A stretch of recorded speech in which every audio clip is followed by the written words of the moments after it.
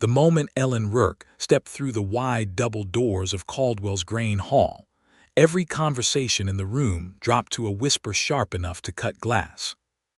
She felt it before she saw it, that particular silence that had followed her for 3 months now, ever since she had arrived in Redemption Creek, Texas, in the autumn of 1882 with nothing but a battered trunk, a letter of reference from a schoolmaster in Missouri, and a dark past that the town had already decided it understood better than she did.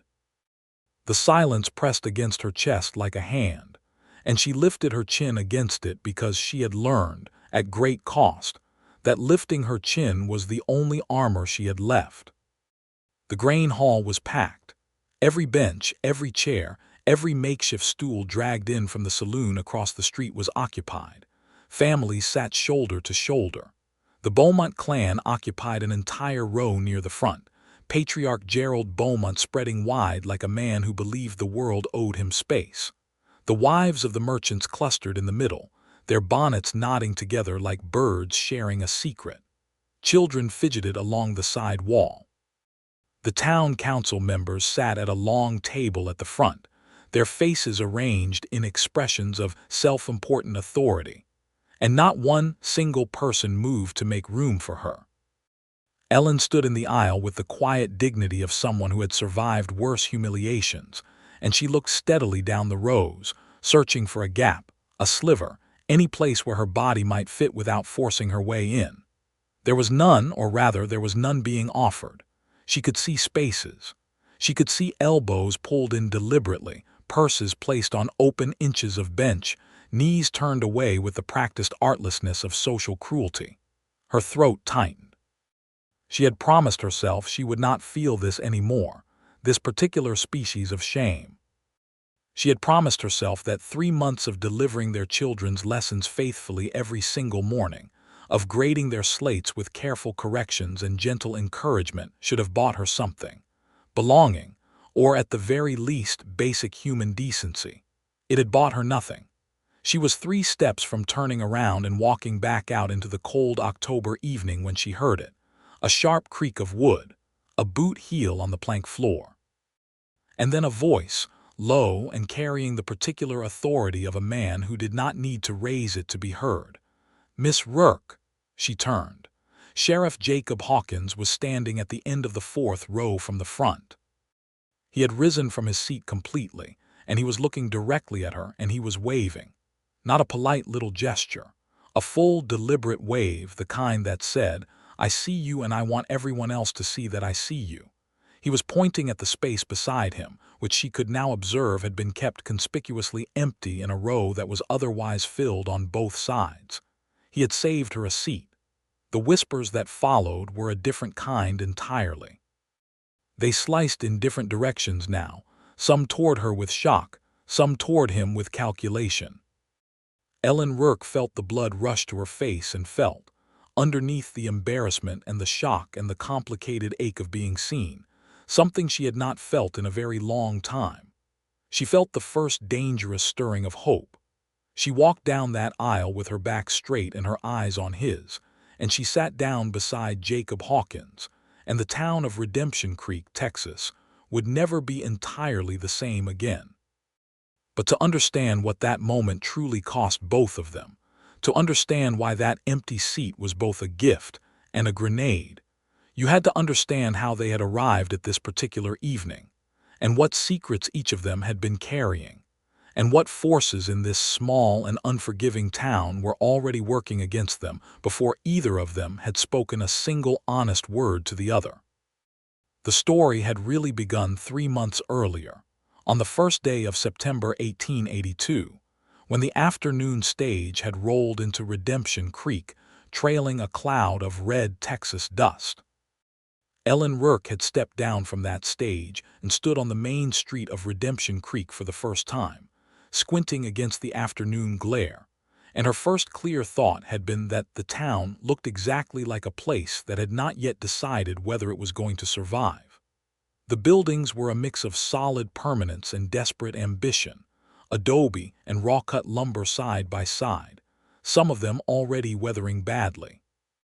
The street was wide and unpaved, and the October rains had not yet come to soften the summer's damage.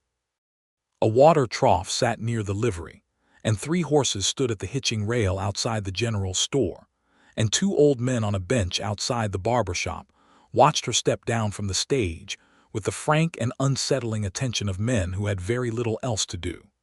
She had come to Redemption Creek because the previous schoolteacher had died of a fever in July, and the town needed someone before the children fell too far behind in their letters and arithmetic. The town council had sent a letter to the education board in Austin, and the education board had sent them Ellen Rourke, who had taught school in Missouri for 4 years, and came with a strong letter of reference from the superintendent of Lincoln County Schools. What the education board had not mentioned, because they genuinely did not know, was that Ellen Rourke had come to Missouri from a past she was desperately trying to outrun. And what Ellen Rourke had not mentioned to anyone, because she had hoped very much to leave it behind, was the name of the man she had once been briefly, disastrously engaged to in the town of Fort Worth. His name was Clement Voss. He was currently one of the richest men in the Panhandle. He was also, as Ellen knew from intimate and painful experience, one of the most thoroughly corrupt, but she had not known that when she had agreed to marry him 2 years prior, in the confused and grief-struck months after her father's death had left her without protection or income. She had known Clement Voss as a charming man with beautiful manners and a large ranch and eyes that could warm an entire room. She had not known him as the man who had been quietly stealing land from smaller ranchers through forged deed documents, or the man who had killed a deputy sheriff in Palo Pinto County to protect that secret, or the man who, when she had accidentally discovered the truth in his private papers and fled in the middle of the night, had spread the story through Fort Worth society that she had stolen money from him and broken their engagement under dishonorable circumstances. The story had followed her to Missouri like a slow infection. It had cost her 1 teaching position already. The education board had eventually reviewed the facts and concluded that the evidence against her was thin and largely sourced from a single powerful man's accusations, and they had given her the Redemption Creek posting as something of a quiet, fresh start. What none of them had considered was that Clement Voss had an associate in Redemption Creek.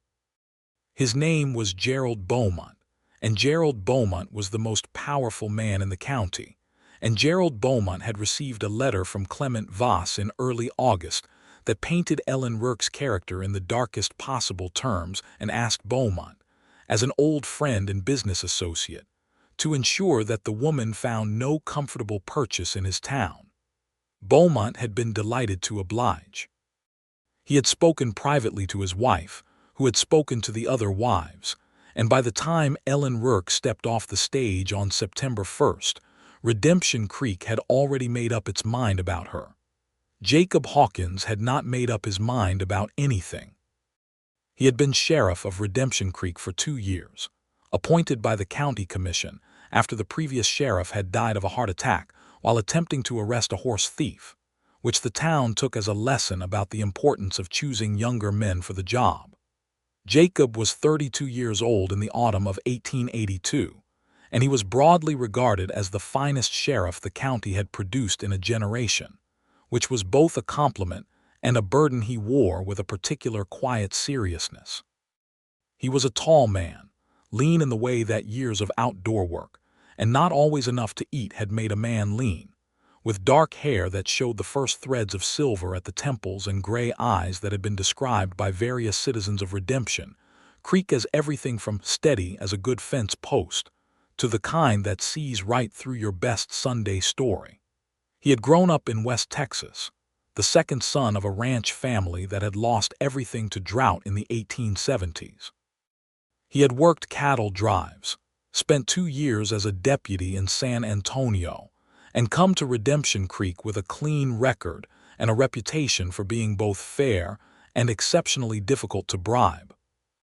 He had also come to Redemption Creek with his own dark past, though the weight of his was shaped differently than Ellen's. He had been married once briefly, at 26, to a woman named Clara who had died of childbed fever along with their son, who had arrived too early and too fragile to survive. The grief had done something to Jacob Hawkins that he had never been able to fully articulate, and had therefore simply carried in silence, like a stone he had swallowed and could neither digest nor expel. He had been politely courted since by several of the town's eligible women, and had managed to decline each approach with a combination of genuine kindness and an unconscious, well-fortified distance that no one had so far been able to breach. He noticed Ellen Rourke on her first day in Redemption Creek, because it was literally his job to notice newcomers, and because the stage's arrival was a regular event he observed from the doorway of his office without particular expectation. But he noticed her in a second, different way immediately after, because she stepped down from the stage and looked at the town with eyes that were simultaneously wary and determined, and that particular combination was one he recognized with a depth that surprised him. He did not introduce himself that first day. He watched her collect her trunk, exchange words with the station agent, and walk toward the schoolhouse and the small attached residence that came with the teaching position. He watched the way she moved, measured and careful, a woman who was paying attention to everything around her and revealing as little as possible about what she was thinking. He had time to observe all of this because the two old men on the bench outside the barber shop were watching her too, and one of them, Frank Tibbs, had already turned to the other with a knowing and uncharitable expression that Jacob had catalogued with the particular professional attention he gave to things that might become problems.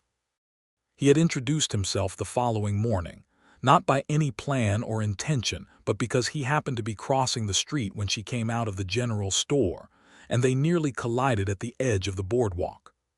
"My apologies," she said, stepping back, and her voice was low and precise, a schoolteacher's voice, trained to carry without shouting. "The fault was mine," he said, and touched the brim of his hat. "Sheriff Jacob Hawkins, welcome to Redemption Creek, Miss Rourke." She had looked at him steadily for a moment in the way of someone assessing what kind of welcome they were actually receiving. Then she had said, "Thank you, Sheriff," in a tone that was perfectly polite and gave away absolutely nothing, and they had gone their separate ways. It was not a beginning, but it was the first brick of one. The weeks that followed were difficult for Ellen in ways she had been half prepared for and half entirely not. The children were her salvation. They came to her each morning with the unguarded curiosity of the young, unburdened by their parents' verdicts, and she threw herself into their education with a dedication that was both professional and personal, because teaching was the thing she did best and the thing that made her feel most like herself. She discovered that a boy named Thomas Finch had a remarkable facility for mathematics that his parents had entirely missed. She found that the three Bauer sisters, children of the German immigrant family that had homesteaded east of town, spoke better English than anyone had realized once they trusted her enough to stop being afraid. She gave extra time after lessons to a 12-year-old boy named Samuel who had arrived in town late and had fallen behind, and she did not mention this to his father because she suspected his father would have made it difficult. She was a genuinely excellent teacher. The children knew it within 2 weeks. Their parents were more resistant. The social fabric of Redemption Creek was, like most small western towns of the era, organized with a precision and exclusivity that would have been recognizable in any European court. The merchant families sat at the apex. Below them were the ranching families of middling size, and below them the homesteaders and tradespeople, and at the very bottom were the people the town had decided, for whatever reason, did not quite belong. The schoolteacher occupied an interesting liminal position that should, by rights, have placed her in the respectable middle ranks. But Gerald Beaumont had made his position clear in his quiet, powerful way, and the wives of the merchant class had followed his lead, which meant that invitations to Sunday dinners and Wednesday afternoon socials passed Ellen Rourke's door without stopping. She told herself it did not matter. She had lived through worse. She made her own tea in the evenings and read by lamplight and wrote long, careful letters to her friend Martha in Missouri, and short, cheerful letters to her older sister Margaret in St. Louis. She did not write the truth in those letters, which was that she was lonely in a way that had grown teeth. Jacob Hawkins observed all of this with a growing and uncomfortable awareness that the town was treating its schoolteacher badly, and that the origin of that treatment was Gerald Beaumont, and that Beaumont's motives were not the innocent community protection story he told openly, but something considerably darker that had arrived in a letter Jacob had not been shown, but had heard about through the particular information network that a good sheriff maintained. He knew about Clement Voss. Not everything, but enough. He had connections in the Texas Ranger Service, and he had quietly sent a letter to his contact there in mid-September, after he noticed the pattern of Ellen's social exclusion too clearly to ignore. The response had come back in early October and had told him several things that had made him sit very still at his desk for a long time after reading.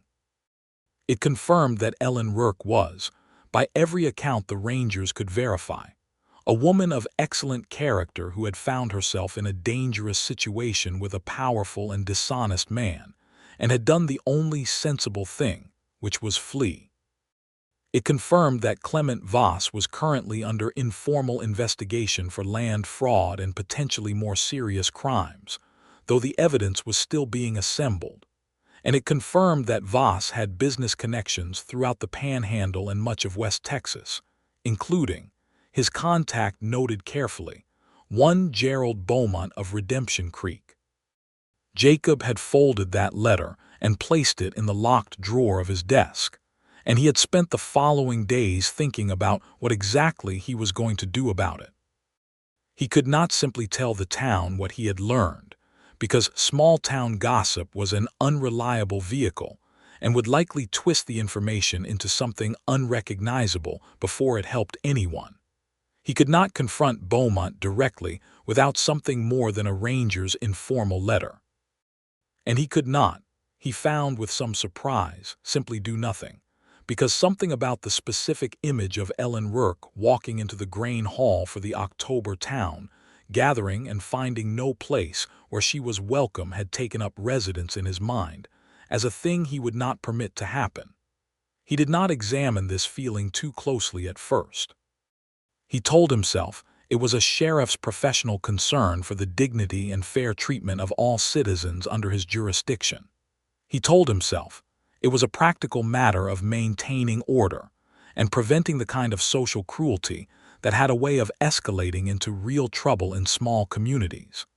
He told himself a great many things during those October days, and they were all partially true, and none of them were the full truth. The full truth was that he had been watching Ellen Rourke move through his town for 3 months with a quiet, determined courage that had gotten inside his defenses in a way nothing had managed in 6 years, and he was not entirely sure what to do about that either. The town gathering on the 14th of October, 1882, was held for the purpose of discussing the town's application for a formal postal route, which was the kind of local government business that brought everyone out because everyone had an opinion, and because the alternative was staying home alone. The county postal inspector was expected to visit in November to assess Redemption Creek's eligibility, and there were various competing proposals about which road the route should use, and where the post office should be situated that had already produced 2 heated arguments at the general store and 1 strongly worded letter to the county commissioner. Jacob arrived early and took a seat in the 4th row, and he deliberately left the space beside him empty. He was not entirely certain she would come. He had learned enough of her character to know she would be tempted to stay home, rather than face another public display of the town's indifference. He had spent the preceding day formulating and rejecting several approaches to the problem, before landing on the one that seemed most direct and least likely to humiliate her further, which was simply to be publicly and unmistakably in her corner. He was aware of what it meant, or what the town would make it mean. He was aware that standing up in a packed hall and waving Ellen Rourke to a seat he had specifically saved for her was a public statement of a kind that would be analyzed and discussed and built upon in ways he could not fully control. He was 32 years old and had been a widower for 6 years, and the town had been patiently waiting for him to show interest in someone, which meant that this particular gesture would be interpreted with a romantic freight, whether he intended it that way or not. He had thought about this, sitting at his desk the previous night with a cup of cold coffee and the letter from the Rangers, and he had concluded that the honest answer was that perhaps he did intend it that way, at least in part, and that the more pressing honest answer was that it was right regardless of what he intended, and that sometimes doing the right thing required accepting the consequences that came with it. So he sat in the 4th row and watched the doors, and when Ellen Rourke walked in and that particular silence fell over the hall, he was already rising from his seat. She sat down beside him and the meeting began, and Jacob was acutely aware of her presence in a way that was entirely different from any professional awareness he had felt before. She was close enough that he could see the tension in her jaw that she was working to conceal, and the careful way she held herself upright, and the small controlled exhale she allowed herself once she was seated, and the immediate attention of the room had shifted, partially, back toward the front table. "Thank you," she said very quietly, not looking at him, her eyes forward. "You're welcome," he said, equally quiet. Neither of them said anything else for a while, because the town council chairman was opening the meeting with a lengthy review of postal route proposals, and there was nothing appropriate to say in the middle of that. But there was something happening in the silence between them that was louder than the chairman's voice, something that both of them felt and neither of them was going to address in the middle of a public grain hall, with Gerald Beaumont 3 rows behind them and the whole town watching. The meeting itself was contentious in the particular spirited way of small Western communities, with strong opinions about their own future. 2 council members argued heatedly about whether the postal route should come in along the North Road by Beaumont's ranch or the South Road by the creek, a disagreement that was nominally about practicality, but was really about whose property value would benefit. Ellen, who had initially planned only to listen, found herself drawn into it when a question arose about whether the schoolhouse could serve as a secondary point of mail collection, since it was centrally located and open every weekday. She raised her hand and addressed the council with a composed directness that brought a different quality of silence to the room. She made 3 clear, logical points about why the schoolhouse arrangement could work, and 2 conditions she would need met to make it functional. And she answered the follow-up questions from the council in the same even, thoughtful way, and Jacob watched the council members listening to her, with the same expression he had seen them give the county engineer on the subject of road drainage, which was the expression of men being given useful information by a competent person, and finding it slightly inconvenient that they could not argue with it. He also watched, in his peripheral vision, Gerald Beaumont's jaw tighten. After the meeting, in the shuffle of people rising and collecting coats and picking up conversations that the formal proceedings had interrupted, Jacob positioned himself beside Ellen in a way that was natural and unhurried but also unmistakable. Several people who had been meaning to simply pass by found themselves, in the face of his steady presence, actually stopping to speak to her. Amelia Finch, whose son Thomas was the arithmetic prodigy, had clearly wanted to speak to Ellen for some time and had been socially prevented from doing so. She did so now, warmly and with obvious relief. Pastor Henning's wife, Dora, who was a fundamentally decent woman who had gone along with the prevailing social tide against her better judgment, also stopped, and her conversation with Ellen was brief but genuine. It was not a transformation. It was not the town reversing course in a single evening, but it was a crack in the wall, and both Ellen and Jacob understood it for exactly what it was. Beaumont passed them on his way out without speaking. He looked at Jacob with an expression that contained a warning, and Jacob met his gaze with the particular steady quality of a man who had received warnings before and assessed them accurately. Outside, in the cold October night with the stars very bright and the smell of wood smoke on the air, Jacob walked Ellen the 3 blocks back to the schoolhouse. They did not plan it. He simply fell into step beside her when she moved toward the door, and she did not object, and they walked in a silence that had changed character significantly from the silence inside. At the door of the schoolhouse residence, she turned to face him. The lamplight from inside was leaking around the edges of the curtain and caught the side of her face. "Why did you do that?" she asked. He considered various answers and chose the most honest one available to him at this moment without crossing into territory he was not yet ready to name, because it was right. She studied him with those careful, intelligent eyes, and the part that isn't just because it was right. He was quiet for a moment, and the honesty of her question deserved an honest answer, so he said, "I'll let you know when I've finished thinking about it." Something shifted in her expression then, something very small and very significant, like a window coming open that had been sealed for a long time. "Good night, Sheriff Hawkins," she said. "Good night, Miss Rourke," he said, and touched his hat, and walked back through the cold night with the particular lightness of a man who has done something he knows was right, and the particular weight of a man who suspects it is only the beginning of something considerably more complicated. He was right about the complication. It arrived 3 days later in the form of Gerald Beaumont, who came to Jacob's office in the manner of a man who was accustomed to his visits being unwelcome, and also to the visits having the intended effect regardless. Beaumont was a large man in his mid-50s, with the particular solidity of someone who had worked hard in his youth and subsequently made enough money to stop, and his face had the look of someone who had been successfully intimidating people for so long that he had forgotten how it felt when it did not work. He sat down in the chair across from Jacob's desk without being invited and said, without preamble, "I had a letter from Clement Voss last month." "I'm aware of Clement Voss," Jacob said. Beaumont's eyes narrowed slightly. "Then you're aware of the schoolteacher's history." "I'm aware of what Voss has said about the schoolteacher's history," Jacob said carefully. "Those are different things." "Hawkins," Beaumont leaned forward.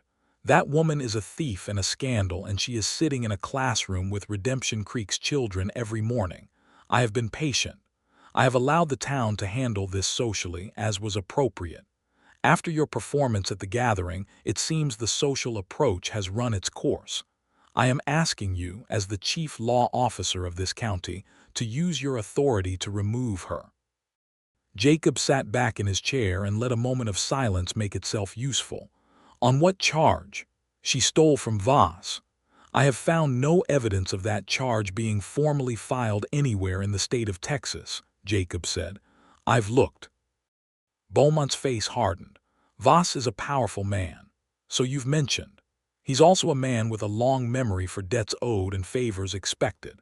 "Mr. Beaumont," Jacob said, and his voice had not changed in pitch or temperature, which was itself a kind of statement. "Are you suggesting that you are owed a favor by Clement Voss, or that I am expected to owe one to you?" The silence that followed was dangerous in the way of silences that contain a decision being made. Beaumont rose from his chair with the deliberate slowness of a man who wanted to make clear that he was choosing to leave, and not being shown the door. "I'm suggesting," he said, "that a young sheriff with ambitions ought to think carefully about whose support he cultivates." "I cultivate the support of the law and the people it protects," Jacob said. "Thank you for stopping by." After Beaumont left, Jacob sat for a long time looking at the door, and then he took out a fresh sheet of paper and wrote a more detailed letter to his contact in the Texas Rangers. He was careful and specific, and included everything he knew about Gerald Beaumont's business relationship with Clement Voss. And then he wrote a second letter, shorter, to a judge he knew in Waco who had a reputation for being both scrupulously honest and not easily impressed by powerful men. He sent both letters on the Friday afternoon stage. He did not tell Ellen any of this immediately, because There was nothing yet to tell that was certain, and he had learned from experience that raising hopes that facts could not yet support was its own form of cruelty. What he did instead was find reasons to exist in her vicinity without making it oppressive or obvious. He began taking his lunch to the shade oak at the edge of the schoolyard on days when the weather permitted it, which was his genuine habit in good weather, though previously he had taken lunch at the desk near the eastern window of his office. He found, on 2 separate occasions, that he needed to speak to her on administrative matters relating to the schoolhouse that were technically within his jurisdiction as the person responsible for town property, and both conversations began officially and extended beyond their stated purpose in ways that were, he told himself, simply the natural outcome of having things to say to a person who was interesting to talk to.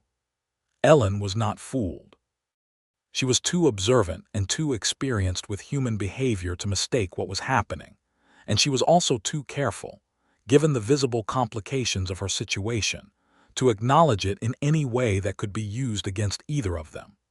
But she looked forward to those conversations with a pleasure she examined in private with some mixture of hope and self-warning, because she had been hurt before by allowing herself to be seen too clearly by a man who turned out to be something other than he appeared. Jacob Hawkins appeared to be a genuinely good man, but she had thought that about Clement Voss once, and the memory of how that had ended was sharp enough to remain instructive. In the evenings, after her lessons were done and her papers graded and her correspondence written, she allowed herself to think about him, not with the desperate, consuming quality of someone in the grip of an infatuation, but with the careful, examining attention of a woman who had learned to trust her instincts only after verifying them. She thought about the way he had stood in the grain hall, the certainty of the gesture, the absence of calculation in it. She thought about his answer to her question outside the schoolhouse, the part that isn't just because it was right, and the way he had said, "I'll let you know when I've finished thinking about it," which was the answer of a man who was being honest rather than charming. Charming was easy and worthless. Honest was rare and worth quite a lot. She thought about his eyes, which were the color of good steel, and the way they had a quality of genuine attention that was different from the social attention of men who were looking at you while thinking about something else entirely. She thought about this last thing more than was strictly wise and told herself firmly to stop, and then found herself thinking about it again. The crisis came in late October. It arrived, as crises often do, not as a single dramatic event, but as a sequence of smaller events that together constituted an emergency. The first piece was a boy named Richie Beaumont, Gerald Beaumont's youngest son, aged 12, who attended Ellen's school. Richie was not a bad child at heart, but he had absorbed a version of his father's contempt and expressed it in the small, vicious ways available to 12-year-olds, primarily by making the school day difficult for the Bauer girls, who were already vulnerable by virtue of their immigrant status. Ellen had spoken to Richie privately twice about his behavior and had written a note to Gerald Beaumont about it that had received no response. On the 22nd of October, Richie went considerably further. He told his classmates in terms that were crude and specific, a version of the story Voss had spread about Ellen, the theft, the broken engagement, the dishonor. He had clearly heard it from his father and was repeating it with the gleeful accuracy of a child who knows he is saying something explosive. Ellen walked in on it, heard enough to understand what was happening, and removed Richie from the classroom for a serious private conversation, after which she sent him home for the day and wrote a formal note to Gerald Beaumont requesting a meeting. Beaumont responded by arriving at the schoolhouse the following morning, not during the appointed hours but during lessons, with 2 of his ranch hands behind him, and demanding, in a voice loud enough for the children to hear, that she produce evidence of her moral fitness to teach. Ellen closed the classroom door carefully and faced Gerald Beaumont in the entryway, with a quiet that was the accumulated result of 3 months of not allowing this man to break her. "Mr. Beaumont," she said, Your son has been repeating slanderous statements in this classroom that I will not permit to continue. If you would like to discuss a solution to that problem, I am willing to do so at a reasonable time and without an audience. If you are here for any other reason, I am asking you to leave the school grounds immediately." Beaumont's face went through several colors. "You are operating in my county at my sufferance, Miss Rourke. I have the authority to go to the county school board and have you removed." "You are welcome to do that," she said, and her voice did not shake, though it cost her something. "But until such time as that board makes a different determination, I am the legal teacher of this school, and you do not have the authority to remove me. Good morning, Mr. Beaumont." She went back into the classroom and closed the door, and she sat at her desk and looked at the 22 children looking at her, and she smiled at them and said, "Let us continue with our reading." Later, when the children had gone home and the schoolroom was quiet, she sat at her desk with her hands folded on the surface in front of her, and allowed herself to feel what she had not allowed herself to feel in front of Beaumont or the children. The fear was real and physical, and she sat with it until it began to subside, because she had learned that fighting fear directly was often less effective than simply waiting for it to exhaust itself. She was still sitting there when she heard a knock at the outer door. Jacob Hawkins stood in her doorway, hat in hand, and took one clear look at her and said simply, "I heard." Small towns had very efficient ears. She knew he would have heard. "He's going to go to the school board," she said. "He is," Jacob agreed, stepping inside. He held his hat in both hands in the way of a man who needs something to do with them when he is thinking carefully. "I want to tell you some things I know if you're willing to hear them." She looked at him steadily. "I'm listening." He told her about the Rangers. He told her what they had confirmed about Clement Voss and about Beaumont's connection to him. He told her about the letter he had sent to the judge in Waco. He told her carefully and completely, without minimizing the parts that were uncertain, and without overstating the parts that were promising. He spoke for about 10 minutes and she listened without interrupting, and when he was finished she was quiet for a moment. "You've been doing this for weeks," she said. "Yes." "Without telling me." "There was nothing certain enough to tell you before now. I didn't want to raise expectations I couldn't support."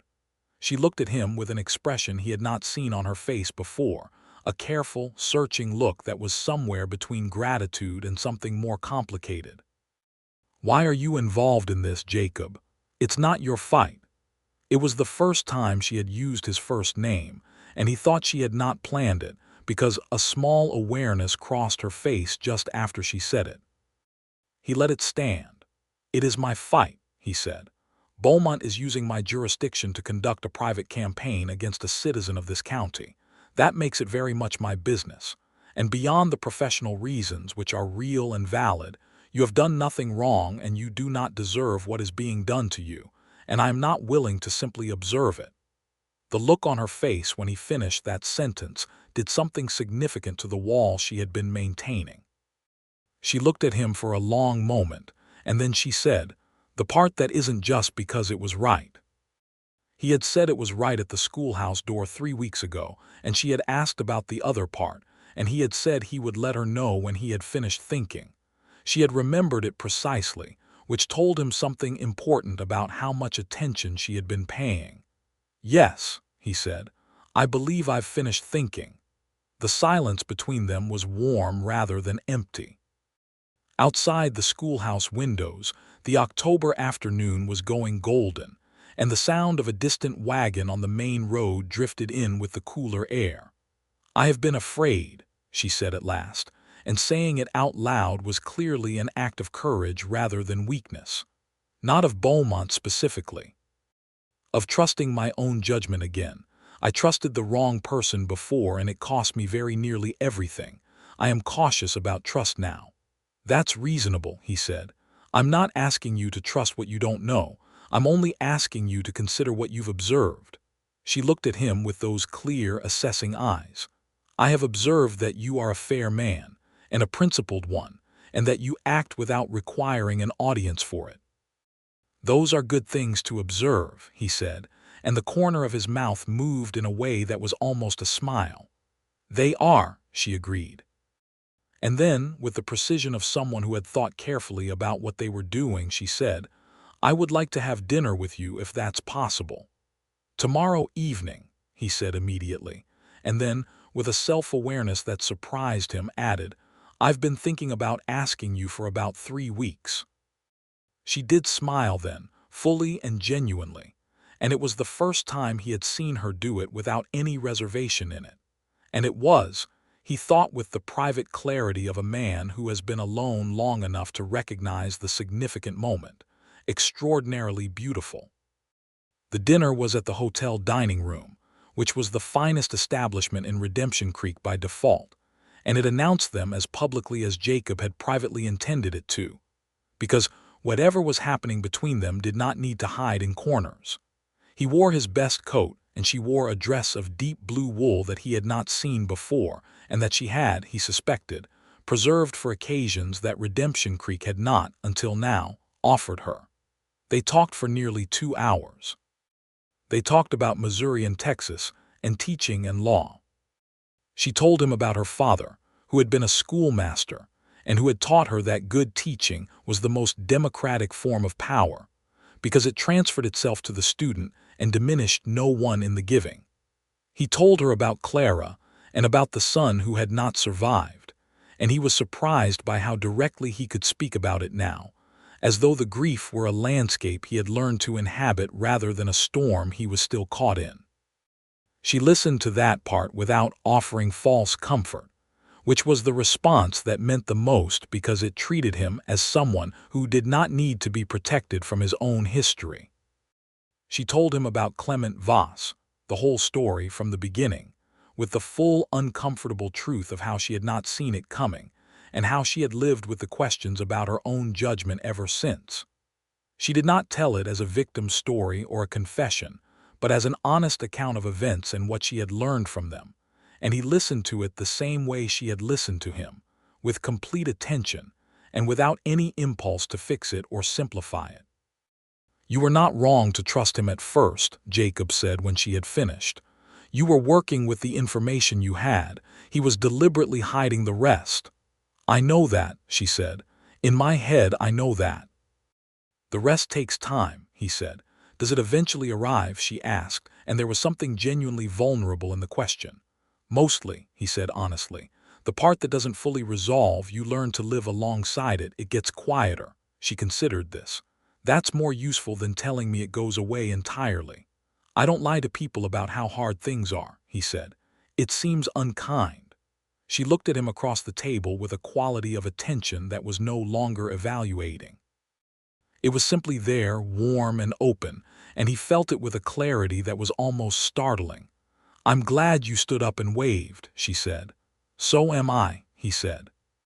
Walking her home that night, they walked more slowly than necessary in the cold night air, and at the door of the schoolhouse she turned to him, and he kissed her. It was brief and quiet and completely certain, and when it was over she looked at him with wide eyes that were not frightened but surprised by how uncomplicated it felt. "Good night, Jacob," she said. "Good night, Ellen," he said, and walked home through the cold with the particular state of a man who has, after a long time alone, remembered precisely what it was he had been missing. November came in hard and cold, and with it came the response from the judge in Waco. Jacob read it twice at his desk on a gray Tuesday morning, and then folded it carefully, and placed it alongside the ranger's letter in his locked drawer, and sat for a moment thinking through what needed to happen next. The judge had confirmed that a formal investigation into Clement Voss's land dealings was now underway through the district court, and had further noted that Gerald Beaumont's name had appeared in enough connected documents to make him a person of interest. The judge had written, with the particular dry precision of a legal mind, that any public official in Beaumont's county who was found to have used his social or informal authority to harass or damage the reputation of a witness to Voss's activities could expect to find that harassment treated as material to the investigation.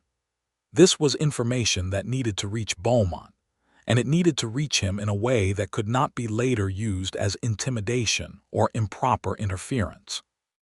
Jacob thought about how to do this for approximately 24 hours and concluded that the appropriate vehicle was a direct, private conversation with Beaumont in the presence of a third party whose integrity was unimpeachable, and that the third party should be Pastor Henning, who was both a man of absolute personal honor and someone Beaumont could not afford to disrespect.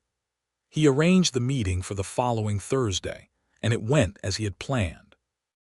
Beaumont sat across from Jacob and the pastor in the back room of the church and was given a careful, factual account of the investigation and its potential reach. Jacob did not threaten, he informed. He told Beaumont that any continued campaign against Ellen Rourke would be noted and passed along to the district court as a data point in a larger investigation, and that conversely, if Beaumont chose to remove himself from the situation entirely and allow the community to function without his interference, that choice would also be noted. Beaumont was not a stupid man. He was a man who operated on calculations of advantage, and the calculation had changed. He left the meeting with the controlled expression of a man swallowing something bitter, and Jacob watched him go without feeling any particular triumph, only the steady satisfaction of a problem being addressed correctly. The social change in Redemption Creek was not immediate, but it was steady. Without Beaumont's active campaign to maintain the climate against her, the natural inclinations of people who had been watching Ellen Rourke work effectively for 3 months began to reassert themselves.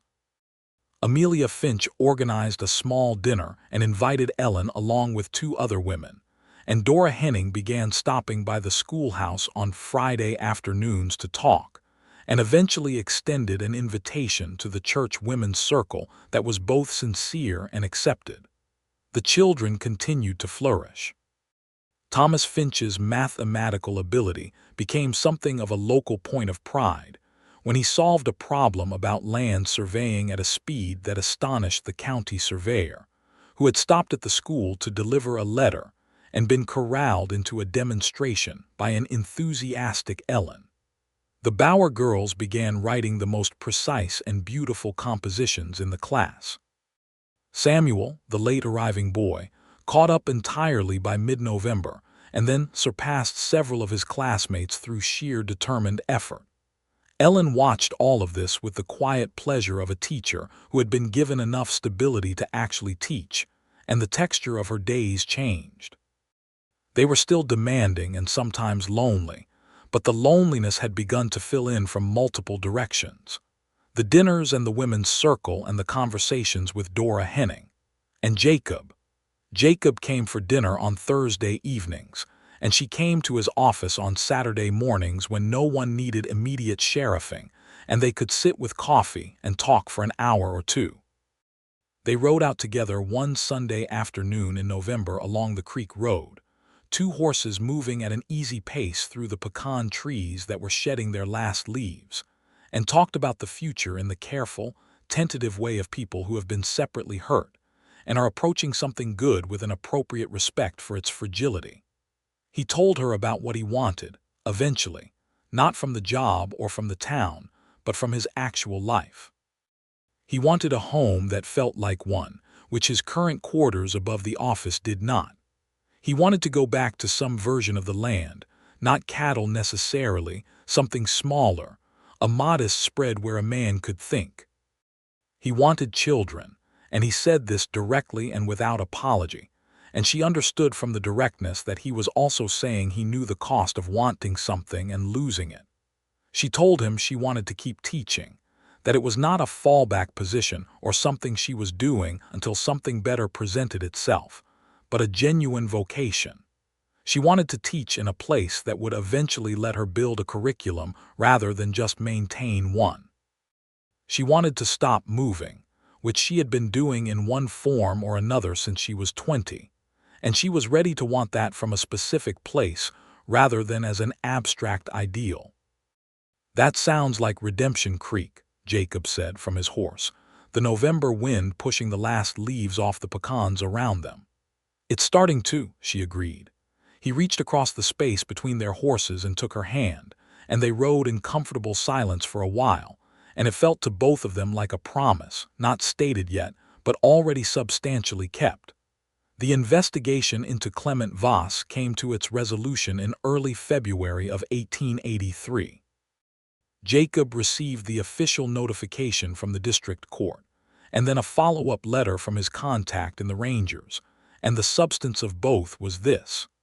Clement Voss had been indicted on 4 counts of land fraud and 1 count of the murder of Deputy Aaron Briggs in Palo Pinto County, for which there had finally been sufficient evidence collected.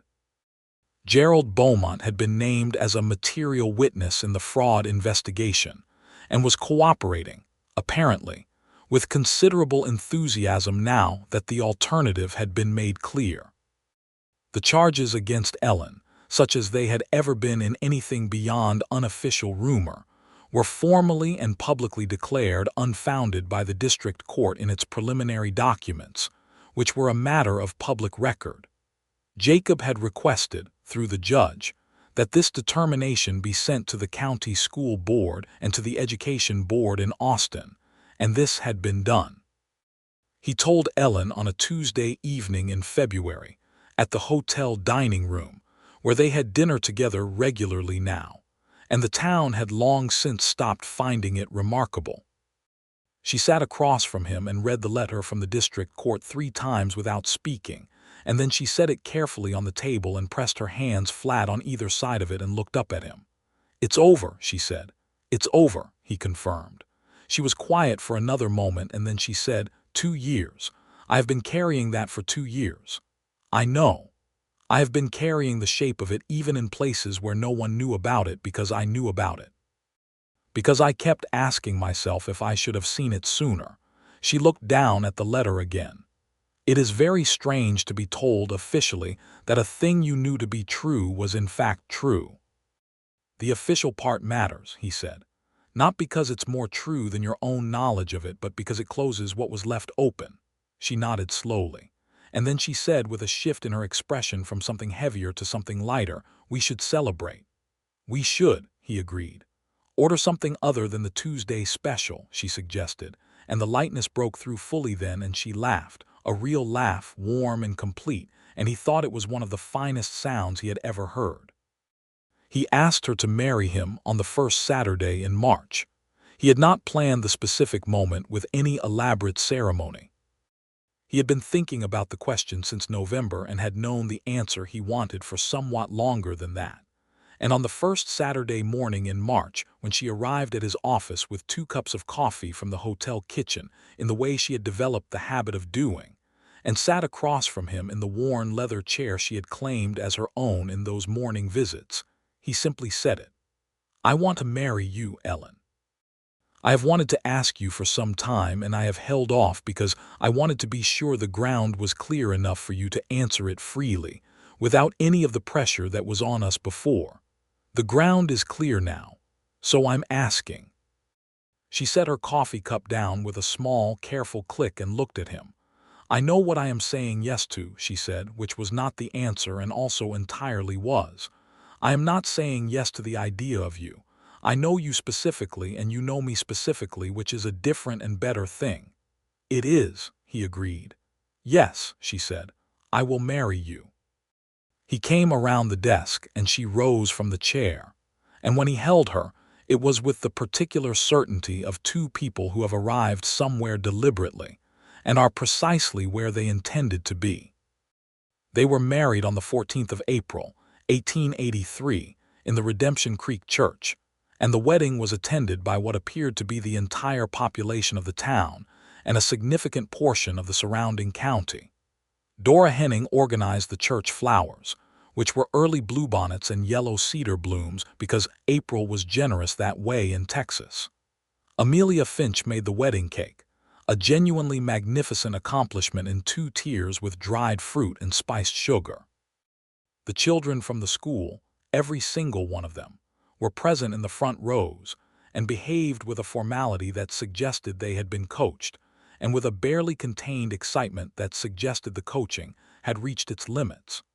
Thomas Finch had asked, very seriously, if he could do the arithmetic to determine the most efficient seating arrangement for the guests, and Ellen had told him yes with a smile that he would remember and describe to his own children someday.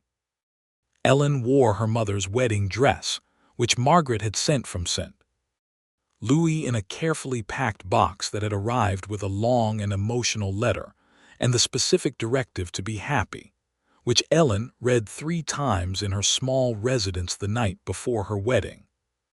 Jacob wore his good suit, which Dora Henning had quietly taken to the seamstress to be properly pressed and fitted, and he stood at the front of the church and watched Ellen walk down the aisle on the arm of Pastor Henning, who had agreed with great warmth to give her away since she had no family close enough to make the journey.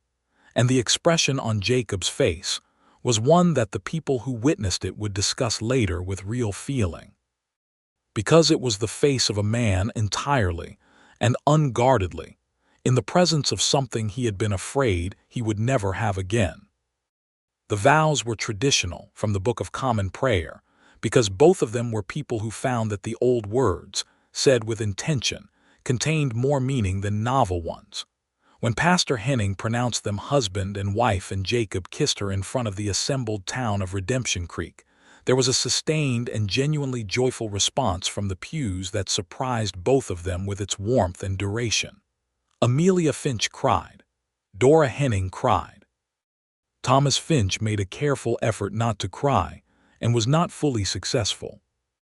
Ellen Rourke, who was now Ellen Hawkins, stood in the church doorway in the April sunlight afterward with her husband beside her and looked out at the people of Redemption Creek and felt, with a clarity that was almost startling, that she was home. The months that followed were the kind that built something real and lasting. Jacob found a property 2 miles outside of town, a modest spread of 40 acres with a house that needed substantial work and a barn that needed somewhat less, and a stand of live oak along the southern edge that Ellen immediately loved. They bought it in June with the combined careful savings of 2 people who had each lived frugally for years, and Jacob spent the summer evenings and weekends doing the work that the house required, and Ellen spent her weekends pulling out the overgrown kitchen garden and replanting it with a precision and enthusiasm that told him she had been waiting a long time to have ground that was hers. She continued teaching. The school board, perhaps encouraged by the changed political winds and perhaps simply by the evidence of 3 semesters of excellent results, had offered her a formal multi-year appointment with a modest increase in her salary, and she had accepted it. She walked the 2 miles from the house to the school each morning and 2 miles back in the afternoon, and she claimed that she loved the walk because it gave her thinking time, and Jacob suspected this was true, and also that she would have found the extra distance worthwhile regardless because the house was worth coming home to. Jacob continued as sheriff, though he had begun having the quiet thoughts of a man considering what might come next. Not immediately. The county needed him, and he was good at the work, and there was still the matter of Gerald Beaumont, whose cooperation in the Voss investigation had bought him legal leniency, but whose influence in the county was diminishing steadily now that people understood the nature of it. Jacob watched that process with careful attention and managed the various disruptions it caused with the steady competence that had always been his way. He also, in the evenings, began working with wood. He had always had a facility with it, and had never had either the time or the settled domestic life to do anything with that facility. He built a rocking chair for the porch first, because it was a practical thing, and then a proper table for the kitchen to replace the one that had come with the house and wobbled dangerously. The table was beautiful, even-grained cedar with a runner of inlaid oak along the center, and Ellen ran her hands along the surface the morning he finished it and said nothing for a moment and then said, "Jacob, this is extraordinary." He was embarrassed in the precise way of someone who has made something genuinely good and is not yet comfortable being seen to know it. "It's a table," he said. "It is a beautiful table made by your hands for our home," she said. "Let me appreciate it." He let her appreciate it, and he went on making things, slowly and steadily in the evenings and on the winter Sundays when the weather kept them in. In the early spring of 1884, Ellen told him she was expecting a child. She told him quietly, on a Sunday morning, at the kitchen table he had built, over coffee, with the particular care of someone who was aware of what this information meant given what he had lost before. He was silent for a moment that she bore without trying to fill it. Then he reached across the table and took her hand, and his grip was warm and certain. "How are you feeling?" he asked. "Entirely well," she said. "A little tired in the mornings, but otherwise entirely well." "Good," he said, and his voice was steadier than the expression in his eyes, which was neither frightened nor euphoric but something more complex and genuine than either. The look of a man who is holding something precious with both hands and is fully aware of what he is holding. She turned her hand over in his and held on. "It will be all right," she said, and it was not empty comfort but a deliberate, considered declaration from a woman who did not make promises she could not support. "I believe you," he said, and he meant it. The pregnancy was uncomplicated, which they had not been able to count on and were grateful for with a depth that only people who have good reason to know better can be grateful for something that healthy people take for granted. Ellen taught until July, when the situation made daily walking impractical, and she spent August and early September at the house, organizing the room that would be the nursery with the same precision and enthusiasm she had brought to the kitchen garden, and reading, and writing letters to Margaret and to Martha, and sitting on the porch in the cooler parts of the day with the sound of Jacob's work in the barn or on the property, a comfortable presence in the background. Jacob had, without making a particular event of it, made every possible arrangement for the birth that care and money and frontier medicine could provide. He had spoken at length with Dr. Caleb Morse, who was a young but competent physician who had graduated from a proper medical school in Philadelphia and come to West Texas for reasons that he had described to Jacob as a serious misunderstanding of my own adventurousness. He had arranged for Dora Henning to be present, because Dora had assisted at more births than the doctor, and had a quality of calm under pressure that was worth its weight in gold. He had made sure the house was warm and clean and stocked with everything that might be needed. On the 9th of September, 1884, their son was born. He arrived with considerable determination into the world, and announced his presence immediately with a voice that suggested he would never in his life have any difficulty being heard. Jacob sat beside Ellen afterward with the child in her arms, and looked at both of them with an expression so completely unguarded that Dora Henning, stepping quietly from the room, wiped her eyes in the hallway. "He looks like you," Ellen said, which was not entirely true and was also entirely true in the way of a woman who is seeing the person she loves most clearly reflected in what they have made together. "He looks like himself," Jacob said, which was the right answer. They named him Henry. Henry James Hawkins. Henry, because it had been Jacob's father's name and because it was a good, honest name for a person who had just arrived in the world and deserved a good, honest start. James, because it had been Ellen's father's name, and because the two men, both gone now, were present in this child in the only way they could be. Henry James Hawkins grew. He grew with the unreasonable speed that all new parents discover and are never quite prepared for. And in the growing, he revealed a character that was his own very clear and specific thing from very early on. He was serious and curious and prone to watching situations before joining them, which Jacob recognized as a version of himself, and he was also capable of a sudden, full-hearted laugh that lit up the room around him, which Jacob recognized as Ellen. The town of Redemption Creek watched the Hawkins family flourish with the particular satisfaction of a community that has, in the end, made the right choice about its people, which is a satisfaction made easier by selective memory, and a tendency to forget the initial opposition. Ellen was fully woven into the fabric of the town now, school board member and church circle participant, and trusted advisor to several of the younger women in town who came to her with questions they could not ask their mothers. Jacob was, if possible, even more deeply embedded, the sheriff who became the man who became the fixed and trusted point around which a good deal of the community's sense of itself revolved. Gerald Beaumont's influence continued to diminish through the subsequent years, as the Voss case wound its way through the courts. Voss was convicted in 1884 on 3 of the 4 fraud counts and the murder charge, and received a sentence that ensured he would not be a concern to anyone for a very long time. Beaumont was fined heavily and required to make restitution to 2 families whose land he had been party to fraudulently representing, which reduced him to a considerably smaller version of himself, in both wealth and social standing. He did not leave Redemption Creek, which would have been the dramatic conclusion, but remained as a quieter and considerably less powerful presence, which was in some ways more satisfying, because it meant the correction was visible and ongoing rather than swept under the rug. Richie Beaumont, the 12-year-old who had repeated his father's slanders in the schoolroom, grew into a young man who was, against most expectations including his own father's, quite decent.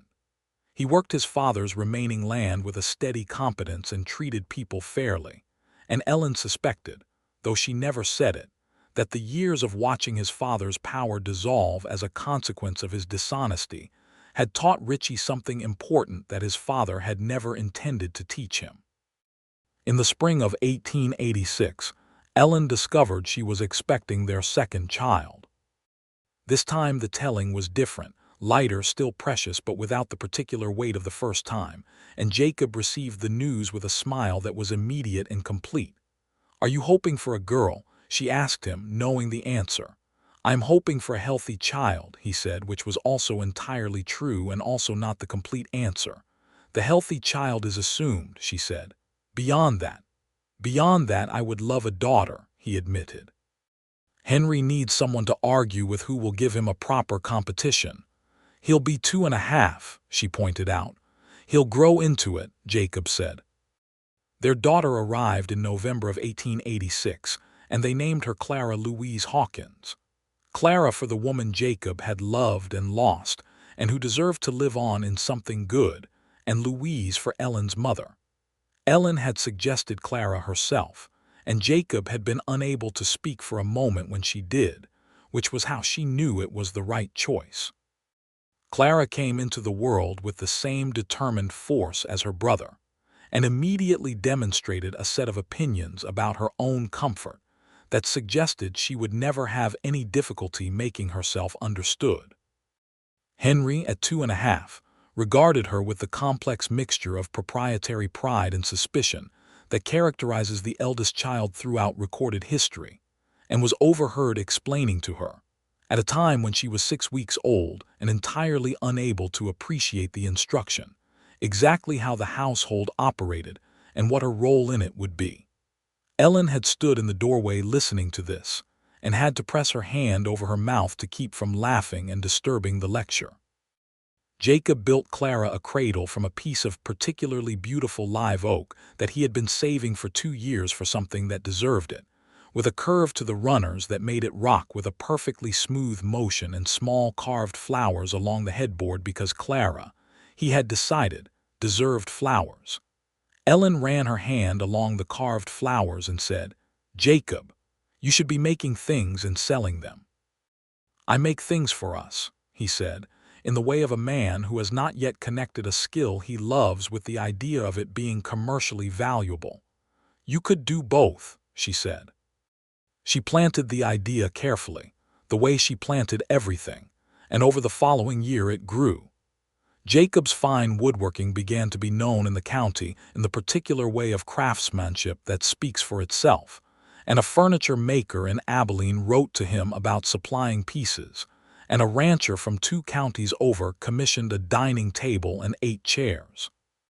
It was not yet a second income of any significance, but it was the beginning of one, and it gave him something he had not fully realized he had been wanting, which was a skill that made things exist in the world that had not existed before. By the time Henry started school in the autumn of 1889, Ellen was his teacher, which created a domestic situation of some complexity that they both found privately hilarious. Henry was a good student by any objective measure, but he was also a boy who knew exactly how far he could push any given situation, and testing that knowledge with his mother as teacher produced several memorable classroom moments that were discussed around the Hawkins dinner table in the evenings, with a combination of professional firmness and parental amusement. He told Tommy Finch that he does not need to memorize his multiplication tables because he can simply ask you at dinner, Ellen reported on one such evening, with the expression of a woman who was not going to let her son see her find it funny. Jacob looked at his son across the dinner table. Henry, who was 5 and had the particular transparent innocence of someone who knows they have been found out, studied his biscuit with great attention. "Can he?" Jacob asked Ellen. "He absolutely cannot," Ellen said firmly. Jacob looked back at Henry. "You heard your mother," he said. "Yes, sir," Henry said, with the tone of someone filing this information for future reference. Clara, who was 3 and followed the dinner table conversations with an attention far beyond her years, said, "I would remember them." "You're 3," Henry told her. "I would still remember them," Clara said, with the serenity of someone who has not yet had occasion to be wrong about anything. The spring of 1890 brought a decision that had been quietly building for 2 years. Jacob informed the county commission that he would not seek another term as sheriff when his current one expired in the fall. He was 39 years old, and the years of the work had been good and meaningful, and it was time. He recommended his deputy, a solid and fair man named Walt Greer, as his successor, and the commission accepted both pieces of news with more understanding than he had expected, possibly because Walt Greer was in fact the obvious choice, and the transition was as smooth as any such thing could be. What Jacob moved into, in the fall of 1890, was the property and the woodworking and a modest but growing business that required considerably more attention now that the Abilene furniture maker had expanded his commission requests, and 2 additional clients in the county had made inquiries. He also, in the particular way of men who have kept their eyes and judgment sharp through years of law work, became involved in local governance in a more direct way than a sheriff could, serving on the county commission himself as a civilian member, and bringing to that body the same qualities he had brought to the sheriff's office, which were fairness, principle, and an absolute imperviousness to being pressured into positions he did not believe were right. Ellen was appointed principal of the Redemption Creek School in 1891, when the previous principal retired. She was the first woman to hold that position in the county, which she noted with a combination of pride and the very particular awareness of someone who knows that being the first means carrying the success of the position as a demonstration rather than simply as a personal achievement. She rose to it with characteristic thoroughness, and the school under her administration expanded its curriculum, improved its attendance rates, and produced over the following decade a cohort of students who went on to universities, trades, and professions at a rate that became a source of genuine civic pride. Thomas Finch went to Texas A&M and became an engineer. 2 of the Bauer sisters became teachers. Samuel, the late-arriving boy who had caught up through pure determination, became a doctor, which was a fact Ellen held in a special place in her heart, because she had been there for the earliest version of his determination. The house outside town grew with them. Jacob added a proper study for Ellen and a second workshop for himself, and when Clara declared at age 10 that she needed a bedroom that was not the same bedroom she had occupied since infancy, a renovation that gave both children proper rooms of their own, and produced a week of extremely harmonious family dynamics since everyone got what they wanted simultaneously. The live oak trees along the southern edge grew taller. The kitchen garden became something notable among the community gardeners of the county, because Ellen brought to it the same systematic intelligence she brought to everything, and had in the intervening years conducted what amounted to a small agricultural experiment in heirloom vegetables that the county extension, when it was established in the 1890s, actually came to study. In the evenings, in good weather, they sat on the porch together. This was a practice that had begun on the first spring after they moved to the property, when Jacob had finished the second rocking chair so they could sit side by side, and it had become the fixed center of their days in the way of rituals that acquire meaning through repetition, until they are no longer just habits but the actual substance of a life. They talked on those evenings about the children and the school and the workshop and the commission and the books they were reading and the state of the world beyond Redemption Creek, which was changing in ways that were sometimes exciting and sometimes alarming and always interesting. They sat in comfortable silence when there was nothing to say. Sometimes one of them would reach over without preamble and take the other's hand, in the way of people who no longer need an occasion to touch each other. Henry grew into a young man who combined his father's steadiness with his mother's precision, and who, at 17, announced that he intended to study law, which neither of his parents found surprising, and both found quietly wonderful for reasons they kept largely to themselves. He went to read law in Austin at 18 under the supervision of a judge who had been a personal recommendation of Jacob's, and his letters home were long and specific and full of opinions that were genuinely his own, which was the thing his parents were most proud of. Clara grew into a young woman with a mind like a precision instrument and her grandmother's name and her father's eyes, and an opinion about absolutely everything, which she expressed with a directness that was also her father's and a clarity that was also her mother's, and which she delivered to anyone willing to listen, regardless of their age or standing, with a self-possession that routinely startled people who had underestimated her. At 16, she declared that she intended to be a doctor, which in 1902 was still a declaration that required a certain amount of courage, and both of her parents received it with the same response, which was immediate, complete, and practical. "What do you need?" Jacob asked. She had, as they should have expected, a list. In the autumn of 1902, when Henry was 18 and reading law in Austin and Clara was 16, and preparing for the academic examinations that would be the first step toward medical school, Jacob and Ellen sat on the porch on a September evening that was exactly as good as the season could make it, the air beginning to cool and the live oaks rustling, and the last of the summer's light going gold in the western sky. Jacob had his woodworker's hands relaxed on the arms of his chair. Ellen had a book she was not currently reading resting in her lap. The sound of the horses in the paddock and a mockingbird in the nearest tree were the only other presences. "Do you remember the gathering?" Ellen asked. It was not a question that required context. 20 years on, there were things between them that had passed beyond context into the category of shared reference. "I think about it sometimes," Jacob said. "About standing up." "What were you thinking?" "Mostly that it was right," he said. "And that I was tired of watching you be treated in a way you didn't deserve, and something else that I had not quite finished thinking yet," she smiled. "That's what you said at the time. I know I was being honest. You were." She looked out toward the oak trees. "I was 3 steps from walking back out the door." "I know," he said. "I could see it." She turned to look at him. 20 years since that evening, and the quality of his attention had not changed. That particular steady way of seeing her that she had noticed from the very beginning and that she had learned over 2 decades of marriage was simply the way he looked at things he loved. "I'm glad you stood up," she said. "I'm glad every day that I stood up," he said.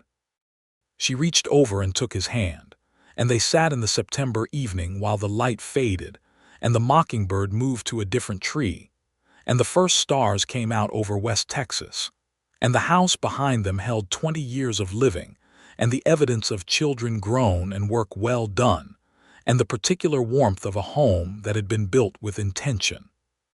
In 1903, Henry came home from Austin for Christmas and brought with him a young woman named Sarah, who was the daughter of a judge and had sharp eyes and a direct manner that immediately charmed both of his parents for obvious reasons. He announced at the Christmas dinner table that he intended to ask her to marry him, and Ellen, who had seen it coming for the 2 weeks Sarah had been visiting with the clarity of a woman who had known her son his entire life, looked across the table at Jacob, and Jacob looked back at her, and both of them had the same expression. Clara said, "Finally," and then went back to the serious business of her pie.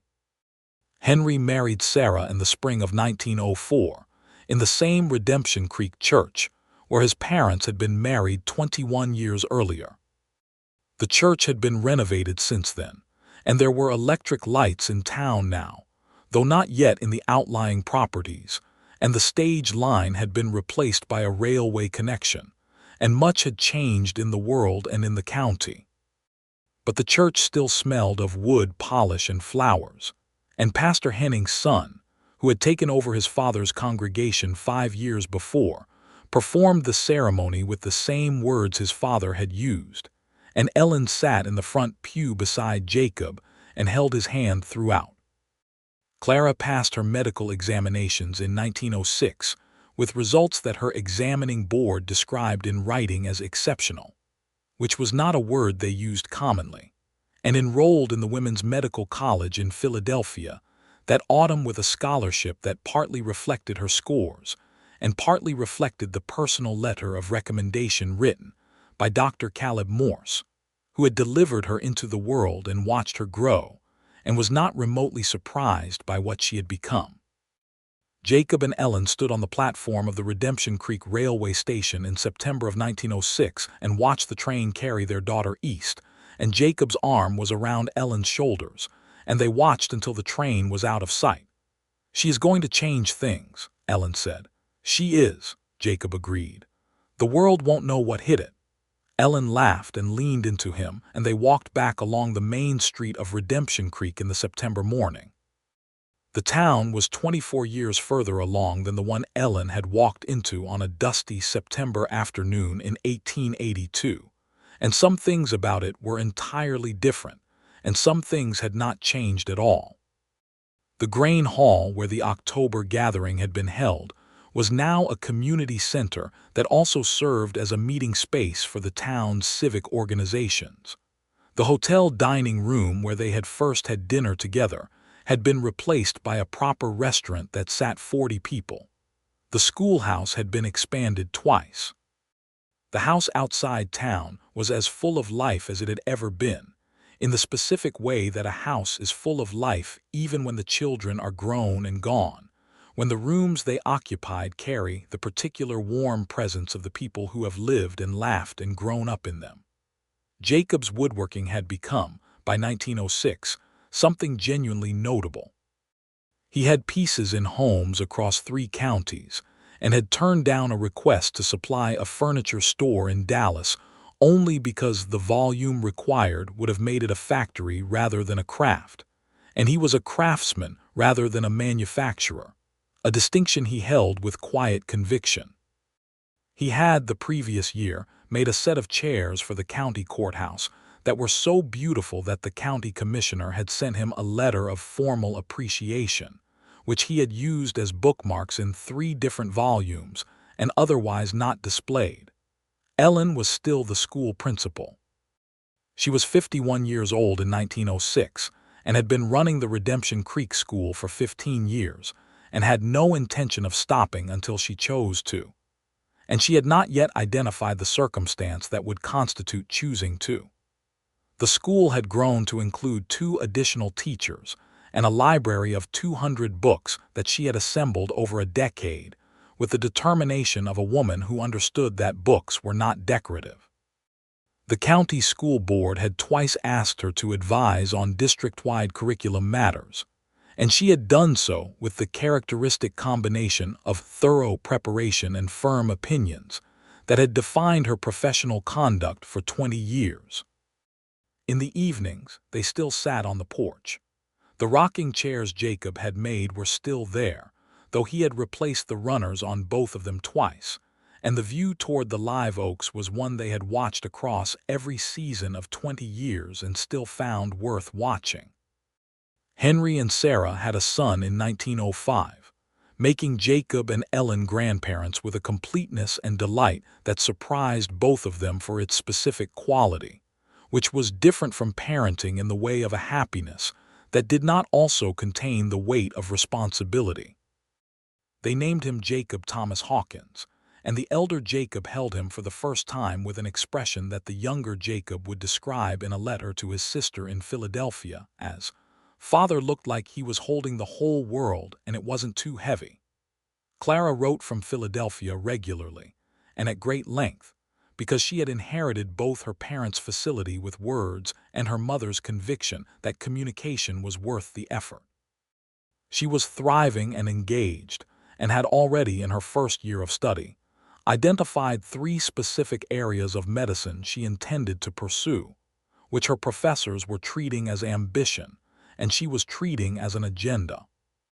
On a November evening in 1906, Jacob came in from the workshop with sawdust still on his coat and sat across the kitchen table from Ellen, who was reading by lamplight, and said, "I want to show you something." He brought in from the workshop a piece he had been working on for 2 months without telling her why. It was a small cabinet, beautifully made, with a carved panel on the front door. The carving was of 2 horses on a road between pecan trees, their heads turned slightly toward each other. The detail was fine and specific, and the quality of it was the best thing he had ever made. Ellen stood up and walked around it slowly, running her fingertips along the carved panel. "The Creek Road," she said, "November 1882. Yes," she looked up at him. "You remember it that exactly." "I remember everything about that afternoon," he said. "I have since it happened." She looked at him for a long moment with the full weight of 24 years of knowing him. "Jacob," she said, and there was everything in her voice, the whole of it, the life they had made and the children they had raised and the evenings on the porch and the hard seasons and the good ones and the long distance they had traveled from a grain haul in October 1882 to here. "Where should we put it?" he asked. She looked around the room that was their kitchen and their home and their life, and she said, "Here, right here." And so they placed it in the center of the east wall, where the morning light would find it, and it stood there in the house that they had built together, between the table made from cedar and live oak and the window looking out toward the oak trees. And it held all of it, the beginning and the middle and the continuing. The woman who had walked into a town that did not want her, and the man who had stood up in a crowded hall and waved, and everything that had grown from that single, certain gesture, which was this life. And these people and this home, and the absolute, unshakable evidence that the right thing and the true thing and the lasting thing are, when you are fortunate enough to find them, the same thing. The mockingbird was still singing in the live oaks when they walked out to the porch that evening, and the November stars were the same stars that had been over Redemption Creek in 1882, and Jacob took Ellen's hand in both of his, and she leaned her head briefly against his shoulder, and the night came on over West Texas the way it always had, wide and deep, and full of the particular silence that is not emptiness but everything.